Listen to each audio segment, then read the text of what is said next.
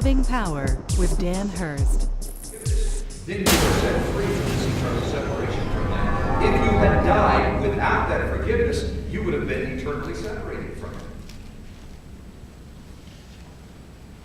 Hebrews 2, verses 14 and 15 says this: Since therefore the children share in flesh and blood, He Himself partook of the same things, flesh and blood, that through death He might destroy the one who has the power of death, that's the devil, and deliver all those who through fear of death were subject to lifelong slavery.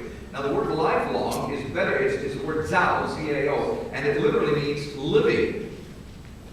In other words, you were subjected to living slavery because of your separation. You were a slave to your sin. And God says, I will set you free from that. Does that mean you'll never have a problem with sin again?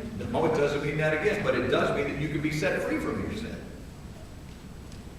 In other words, God says, I will give you authority and power over that. I will give you victory. And so many of us struggle with so many issues in our lives, with so many sinful things in our lives, and it's just this constant battle of learning to get victory over sin. That's why 1 John 1:9 says, if we confess our sins, He's faithful and just to forgive us and to cleanse us. Two different things that God's doing in your life.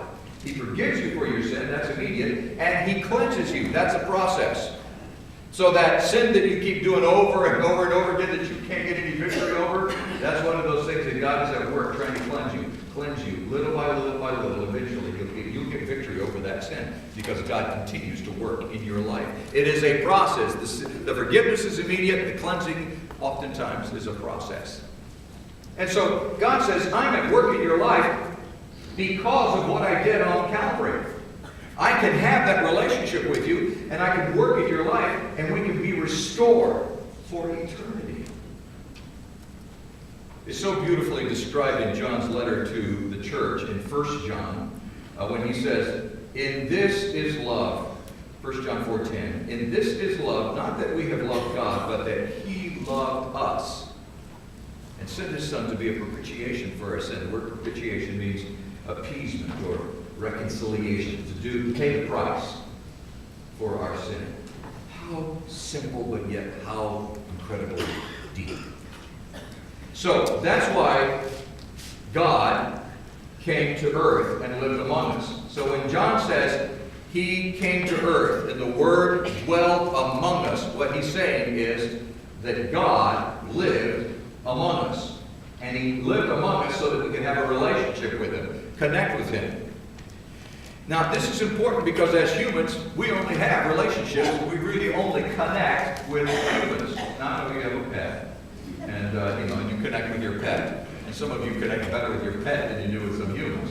But, realistically, humans connect with humans. That's who we connect with. We have trouble connecting with cats, for example.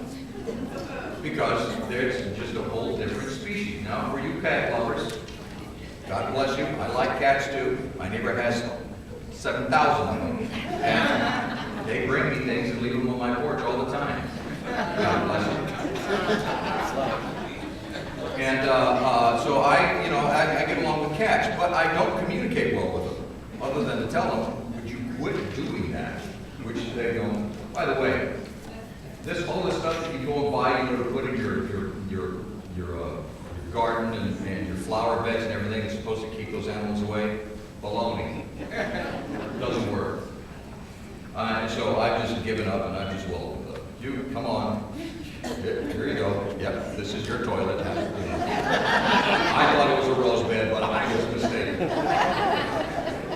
So, but anyway, where was I going with that? I have no idea. Oh, the point is that as humans, we connect generally with humans.